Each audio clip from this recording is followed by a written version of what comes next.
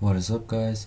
Today I'm gonna show you how you can make amazing anime pictures or lifelike images of people or game characters, and you don't want to install Stable Diffusion or buy expensive graphic cards.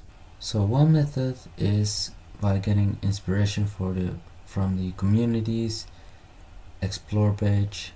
That's what you see right here, and simply select an image or style that you like and then try that.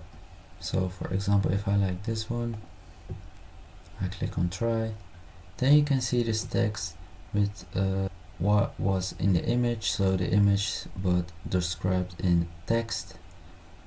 Here you see these different modes. You can use auto. If you don't understand these settings, you can use CART 2.0 or 2.1, and we are going to use auto, so we don't have to use any settings or change them. Then you click on send, and now it's generating an image out of this text right here.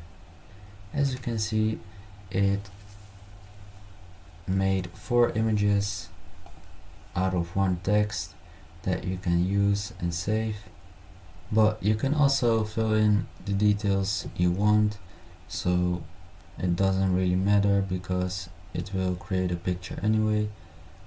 So if I type in landscape with a soldier with boots on, you can click on this one and it will edit your request in its own words. Now I'm using CR 2.0 mode, and this is the mode with the most settings. You can change the image mode, and it's on ultra high quality, of course. You can choose the image quantity for pictures.